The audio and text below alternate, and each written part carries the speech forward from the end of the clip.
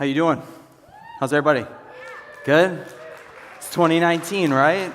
I know it's February, so this is the official start to our semester, and I know that also means there's a weight attached to that, right? Like some people are like, yeah, I'm just getting back into the swing of things at school, and the course load between now and what I have to get done by May, and so that's feeling a little heavy, or maybe you're in the workplace already, and so the holiday season's kind of past, it's worn off, and so now you're carrying the weight of what it means to have to work in February and March in Buffalo, New York, the opposite of the sunshine capital of the United States. But we do get snow, right? And we got some last week. Who made it out last week when we had vintage on a Tuesday? You can clap too. You deserve some of that. Yeah. So here's our thing. Typically, we don't cancel unless there's a driving ban in Amherst, just so you know. But that doesn't mean we wouldn't make exceptions. But we didn't. I would also say that at about 3:30 p.m., Daryl, I don't know if he's in the room right now, but Daryl, Colton, vintage intern, and myself, we had to make a decision. And so our interpretation of the scriptures of Channel 2 News was that there would be this gap, and it had just stopped snowing around 3:30, and that it wouldn't pick back up until about 1 a.m. So I was like, I think we'll be all right. They're going to clear the roads, and wow, was I wrong. So it's important to interpret things correctly, I guess. And that's what we hopefully will do here at Vintage. We're kicking off a new series. So glad you're here. I know we were on break some, and then J-term is kind of a different rhythm, but missed you guys. Glad we're kicking off a semester. Excited for what God has for us this semester, and just glad you're here. Been praying for you. Been praying for you a lot. We're kicking off a 5-week series called Adulting. I really appreciate that word because my generation made it up. In 2016, the American Dialect Society, for what it's worth, the same society that coined a word of the year, nominated to be the word of the year in 2016. But here's a question to kind of kick us off tonight. How many people, you can raise your hand if you want, I always appreciate participation. How many people in your childhood experience at one time thought this, I just can't wait till I grow up so I can do this, or I just can't wait till I grow up so someone can't tell me I can't do this? Has anybody had that experience, right? For me, naturally, the first one I think of is having a bedtime. Anybody have a bedtime growing up, like in elementary school, right? Now, for me, I was never tired when, bedtime came around. So I would lay in bed every night being like, oh man, I'm not tired. I don't want to go to bed right now. And so I was like, when I grow up, I'm going to stay up as late as I want.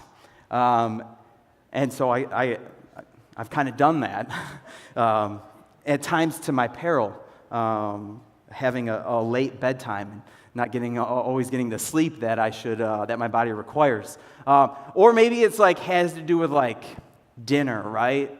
What you had to eat for dinner, right? And you're like, when I grow up, dude, I am done with peas. Peas are disgusting. I am not touching those things ever again, right? Or maybe it's something else, right? I might date myself right now. How many people grew up and you were required to have a glass of milk because it was super healthy? You were required to have a glass of milk at either dinner or lunch every single day. Anybody have that or know somebody? I'm considered an old millennial, so I know I'm a little bit older than some of you. Who thought that was a good idea? Hey, we're having steak tonight. Make sure you drink that glass of milk. It's pizza night on Friday night, but you need to have that glass of milk. It's mac and cheese night. Wait, did anybody in that generation go, this is a lot of dairy? This is going to cause some issues, right?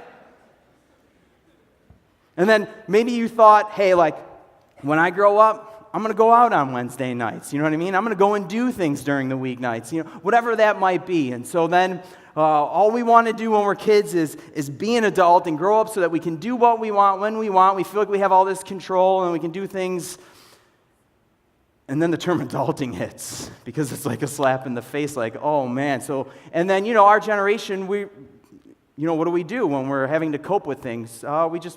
We put it out on the internet, right? So adulting memes become a thing, right? And that's what we use to cope with the issues of adulting. And so you see like adulting is hard, right? And you see like maybe like a picture of like a busted cat, like that looks all like, And so, and I do want to say this, because I think like cats get a really bad rap from pulpits across America. Like, I just feel like they're an easy target. And I'm actually allergic to cats, so I probably never have one as a pet, but I really do think they get a bad rap. But I remember seeing the one meme like, I'm an adult, but I'm like an adult cat. Like, someone probably should still be taking care of me, but I can kind of manage on my own. And I'm like, yeah, that kind of sums up cats, kind of sums up. And cats can be totally cool. My friend Mandy, she's got a cat. It lives like in a penthouse of a hotel. So, like, yeah, that's pretty sweet. But anyway, so then we come up with memes in different ways because, like, all of a sudden, you see a meme of, like, oh, as an adult, what do you want as your Christmas gift?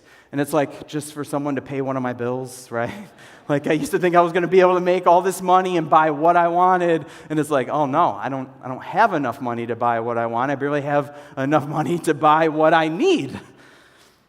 And so it hits us fast. Now, we get a bad rap because starting as millennials, we had this new season of life that no generation had had before us. And so sociologists coined it as like this delayed development, this emerging adulthood, the season that many of you find yourselves in now. Whereas like your parents before, generations before your parents, they get a lot of things done by 20, right? They'd get a job, maybe get a house, maybe get married. And that's kind of what people coin as adults, because adult, you kind of like, what age is an adult? What is that? What marks an adult?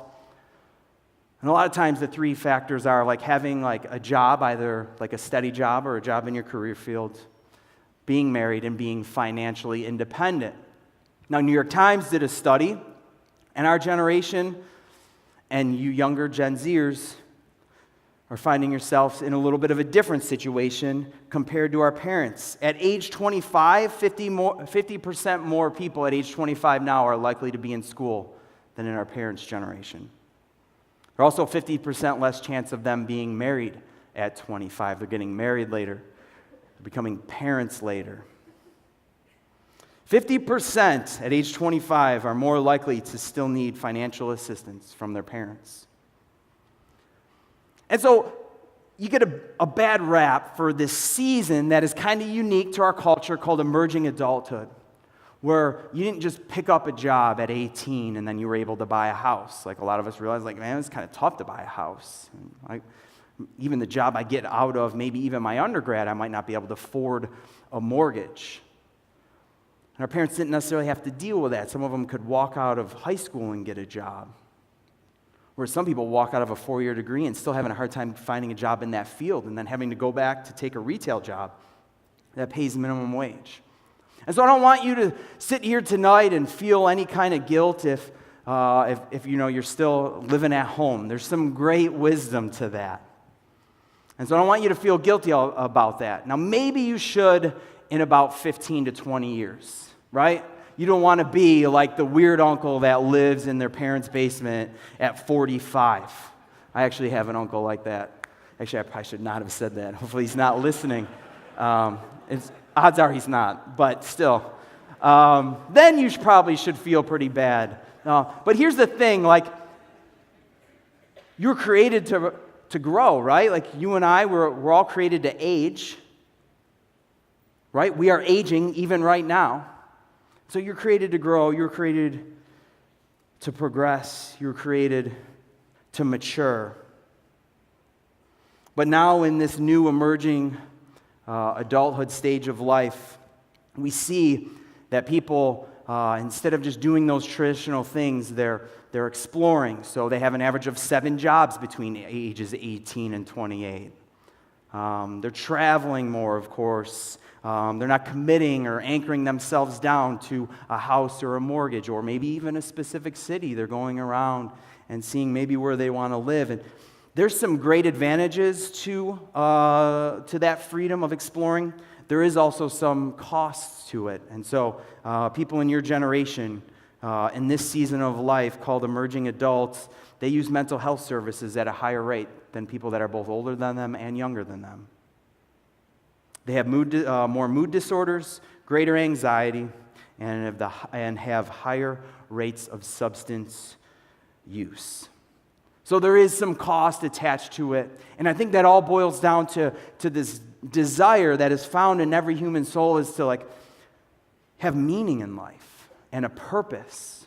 And part of that is discovering it in this generation. That's actually why I love working with this generation. You're an idealist generation. So people who've been in the world for a while look at you and go, oh, you talk too much about the way the world should be, but that's not how the world is. That's not how the world works, right?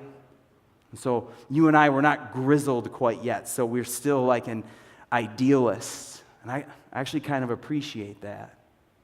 In a lot of ways, respect that.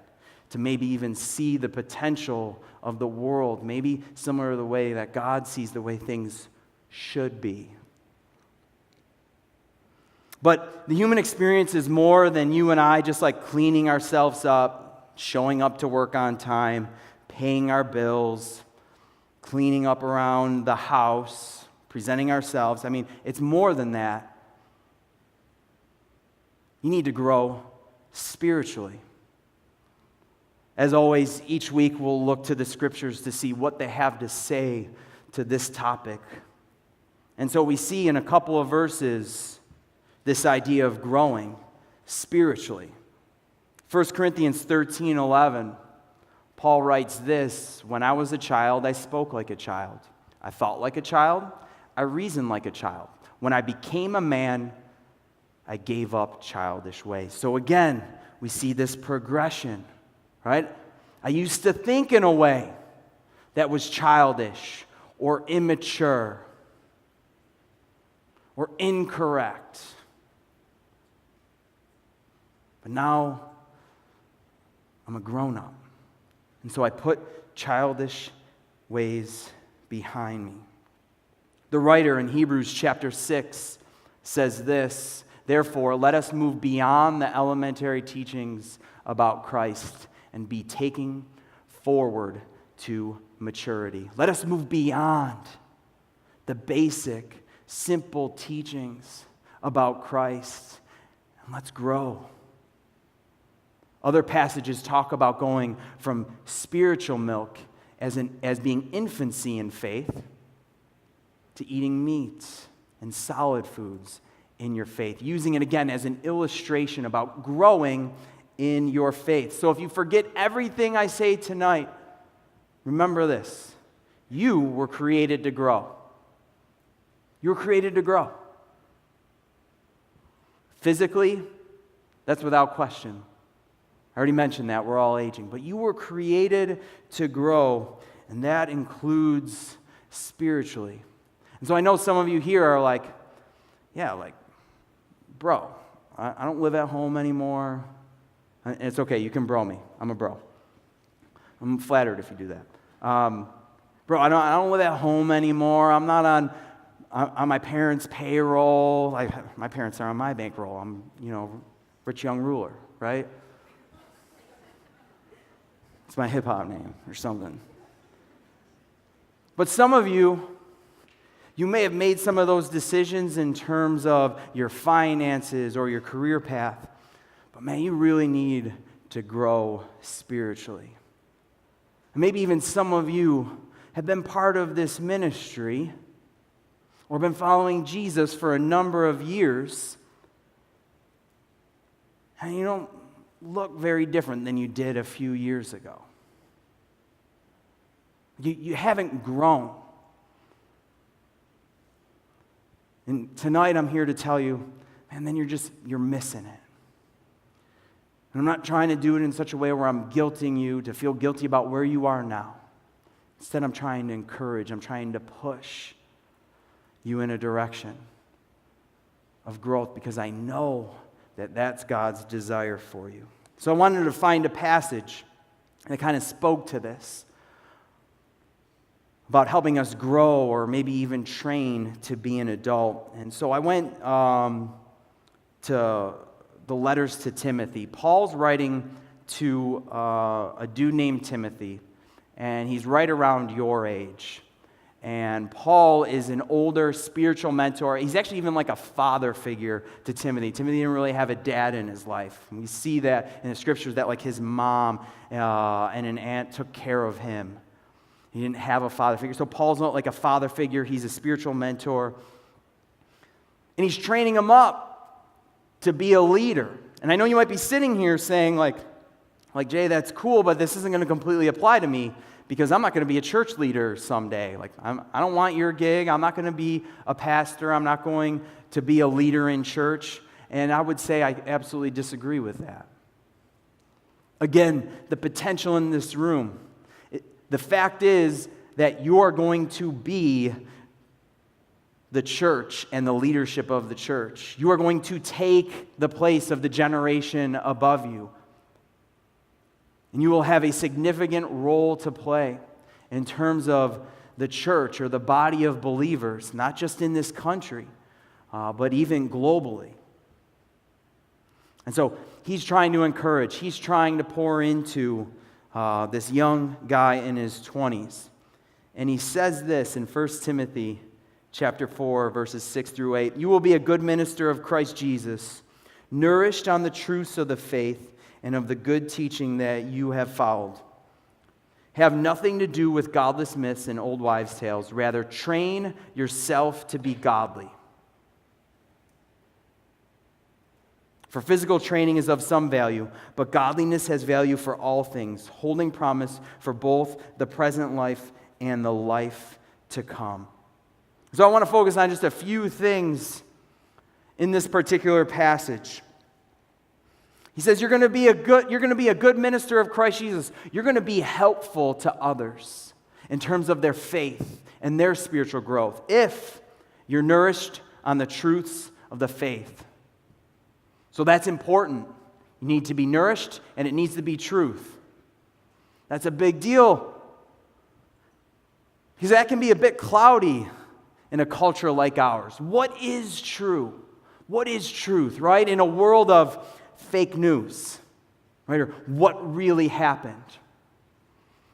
On top of that, in a culture that says like, oh, truth is so relative and subjective and kind of personal. And so what might be true for you can be true for you, but that might not be true for me. And so you got your truth and I've got my truth. And while that might seem slick in certain instances, man, it gets messy real quick. Because there's a number of things in this world that are in direct opposition, and one has to be right and the other has to be wrong, logically speaking. Of course, the scriptures talk about truth, and that's why we anchor to them each and every week here. But Jesus makes some bold claims. That he wouldn't be very popular in our culture today. He wasn't quite popular with the religious leaders of his time, but he wouldn't be very popular here today either. He says this in John 14:6. It's not on the screen. He said, I am the way, the truth, and the life. No one comes to the Father except through me. That's exclusive, because truth is exclusive. He says, I am the way. I'm not one way. I'm not many ways. There's not many ways to God. And I am one way. I am the only way. Luke writes in Acts 4:12, salvation is found in no other name. Salvation is found in no other name under the heavens than Christ Jesus. And that is exclusive. But what you and I need to do is we need to be anchored in truth. We need to know what is true. If not, as Paul writes, we're going to get wrapped up in godless myths and old wives' tales. Well, what's a godless myth? Man, like, all you need in life is money. Money's going to make you happy. Oh, you're not happy? You need more money. Once you get more money, you're going to be more happy. Oh, life is all about approval and acceptance. So the more people that like you, the more people that follow you, fame, man, that is what life is all about. And when you get that, man, you're going to feel fulfilled. Those are godless myths. Godless myths about meaning. Godless myths about your sexuality. Like when should you have sex? You should have sex whenever you feel like it. Like, really? Is that a good idea? Because most 5th grade boys are ready to have sex. Is that really a good idea? No. So you got to be anchored to truth, because the Scriptures and God, the Creator, talks about all of these things and gives us principles. And that's what's so cool about the Scriptures. We'll talk about dating in this series. They don't talk about specifically about dating in the Scriptures. Dating wasn't a thing back then, but there are principles. That's what's so unique about the Scriptures. If they actually gave specifics, the book would actually become dated. But that's why it can speak across generations, across cultures. And God knows what He's doing. It's got to be anchored in truth. Paul writes, nourished. And think about it, that makes sense. It's a great illustration of your faith and my faith. That's the thing about nourishment. It's this. Just because I did a good job nourishing myself today doesn't mean I don't have to worry about it next week, Monday. Right? Just because I get enough nutrients today, that doesn't mean that I'm good a week from now or 3 days from now. The thing about nourishment is this. It's got to be constant. It's got to be regular. If not, you're going to suffer. If you're lacking nutrients, you're going to hurt yourself. Your body's not going to be running at its optimum performance level. If you're an athlete, your body's going to suffer because it's not nourished. So you and I need to be nourished. Your faith needs to be fueled. That's how this works. You need fuel for your faith. You need to be in drive. You've got to be continuing to press forward in your faith. You need to be nourished. You can throw the slide back up on the screen, Griffin. He says, have nothing to do with godless myths, right in the middle there. Rather, train yourself to be godly. I just wanted to focus on that for a couple minutes tonight. Because that's the reality of it, right? Like, you and I don't just become godly just by doing nothing, by just sitting around.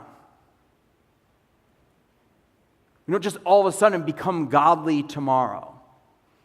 You got to train yourself to be godly. Now, don't mishear me. I know we've got a number of first-time guests with us this evening, and I'm not sure if you came and like you're bought in, you're a follower of Jesus, or maybe you're just coming and checking things out. You're kicking the tires in terms of this faith thing. That's totally cool. We want you to feel comfortable here, that you can come here and explore and listen.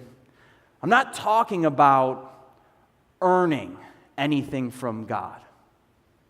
The gospel is good news, and good news is better than that. The gospel is that Jesus did all the work. And that if you and I believe and receive, if we believe Jesus is who He says He is, the resurrected, living Son of God, and if we receive the work that He's done, the payment He made on our behalf for the sin that separated us from our Creator, if we believe and receive that, and we start this journey, this relationship, it's more than a religion, this relationship with Jesus. I'm not talking about that. But what I'm talking about is becoming more and more like God. See, Jesus walked this planet and was the ultimate example of what it means to walk in communion with your Creator. He did it perfectly. He had to, and He did it.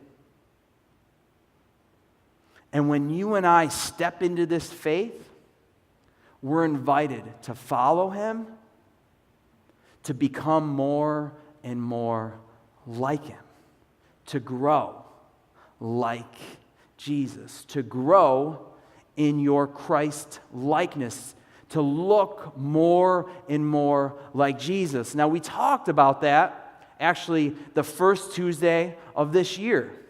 One of our coaches did an awesome job, Simon, when he talked about sanctification. If you missed that, I'd encourage you, hop on our app or hop on our website and watch that. That's J-Term Session 1.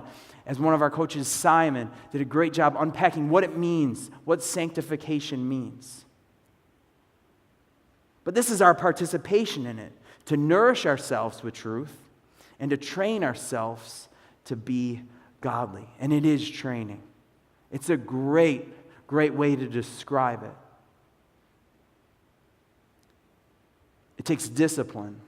The spiritual disciplines take discipline. Makes sense. They're spiritual disciplines. So, like activities like praying or meditating. And what I mean by that, because it talks about it a lot in scriptures, is focusing in, meditating, chewing on a truth in this book.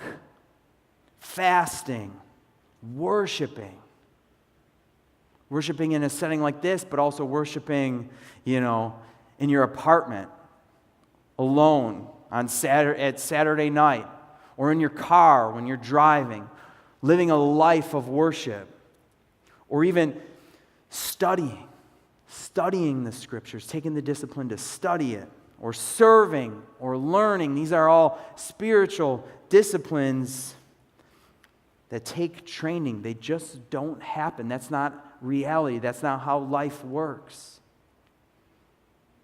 When you and I talk about entering into this process of growth and growing in our faith, and we got to be nourished in truth, we've got to train ourselves to be godly. And when you and I do this, 1 Timothy 4:12 says this: "Don't let anyone look down on you because you are young, but set an example for the believers in speech, in conduct, in love, in faith, and in purity." And so Paul writes to this dude in his 20s, don't let anyone look down on you because you're young. Some people might want to use that as an excuse. Don't tell me you're so young. It means you can act like a grown up right now. You can act like a grown man right now. You have that opportunity to set an example, to literally be an example of what it means to live out your faith in the way you talk, in the way you conduct yourselves in relationships, and in your workplace, as a student, as an employee. You get to be an example of what it means to love. Pastor West talked about that this past Sunday at church. Getting love from God means you and I can love people in a way that is pure, that can only come from God. What it means to live by faith, be an example of what it means to trust God when it's easy, trust God when it's hard, to trust God with my future, to trust God with my job placement when I graduate in a few months, to trust God where I'm going to live, to trust God that I'm going to be able to pay rent this month, or get my car fixed, or what it means to live by faith. And also, what it means to live in purity, to being pure, and again, in your relationships, but pure in your heart. You and I get the opportunity to set an example of what that exactly looks like. And we don't need to be old and gray and walking with Jesus for 50 years to be an example. You can do that right now. So like I said in the middle of the message, some of you, and you just haven't been growing. And maybe you need Maybe you need to nourish yourself in truth a little more. Maybe you need to train yourself to be godly. Maybe you need to find ways to set an example. Maybe you need to step up and enter into something that God might be inviting you to. For some of you, that means maybe after this semester, you're going to be a leader here in this ministry. For some of you, might not be in this ministry. You might be serving or leading somewhere else. Maybe with a high school group or children's, or maybe even serving the elderly. Maybe God's going to be calling you to that in 2019. Maybe He's going to be calling you to even crazier things.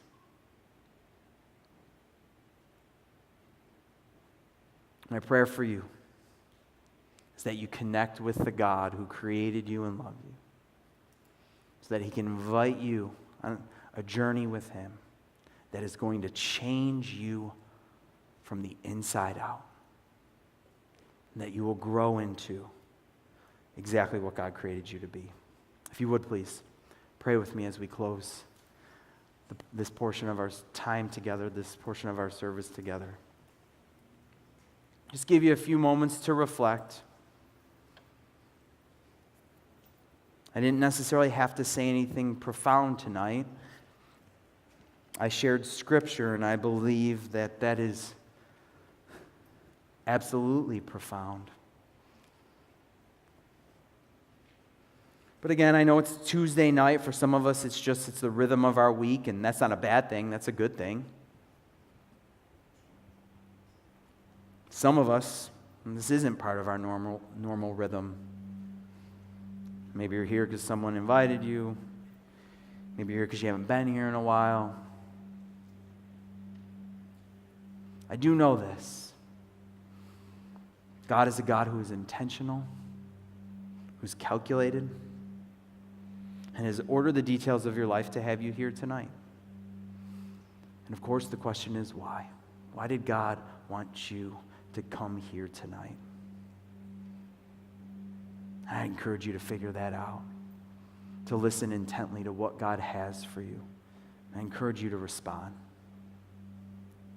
Also, you might be here tonight, and we're talking about this relationship with Jesus, Jesus coming in to your life and starting to change you, believing and receiving Jesus. And maybe you're here tonight and you've never done that before. I'm not talking about going to church. I'm not talking about Sunday services. I'm not talking about what your parents' faith is. I'm just talking about you. You've never come to the place where you have acknowledged Jesus for who He is and said, Jesus, I want to give you my life. I can help you with that tonight. Someone did for me in an environment just like this. And I'd love the opportunity to do the same. If that's you tonight, you can say this prayer. You don't even have to say it out loud. God's the only one who needs to hear it, and He can hear your thoughts. Say this: Dear God, I recognize tonight that I need Jesus. That I need Jesus in my life. I've come to that place. So God, I surrender my life to you, and that's everything. And God, I'm scared and I'm nervous, but all I know to do is just put my faith and my trust and give you my life. So Jesus, I give you my life tonight. Heads bowed, eyes closed, no one looking around. I'm not going to drag it out. But if you said that prayer, would you do something so bold as to raise your hand and look at me? I understand that can take a lot of courage. I get that. But if that was you tonight, I don't want to miss you. I just want to get something in your hands, and I want to pray for you. I'm not even going to pray for you by name. I probably don't know your name. I see you in the back. Right on. If you just keep your hand up, I'm going to have someone come to you and get something in your hand in just a moment after I pray. Anyone else? Let me pray for those. God, I see hands, you see hearts, which is far more important. God, I pray that you would be so real in this moment to anyone here who's saying yes to you, Jesus, for the first time. Pray that you come into their life and fill them with your Spirit.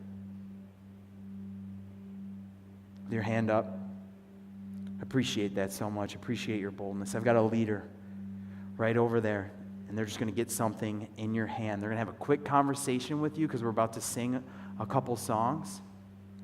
You're not signing up.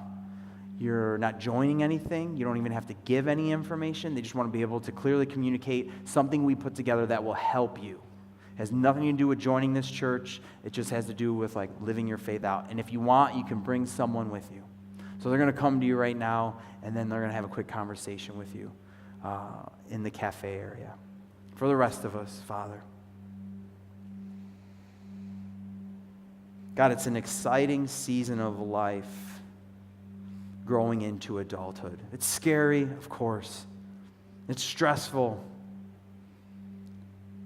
But God, it's also exciting because there's people in this room, God, that you're calling to yourself, and you want to do some incredible things with them as you grow them. So God, that is my prayer for our Vintage community. That is my prayer for the people that are here tonight, for the people that have heard this message.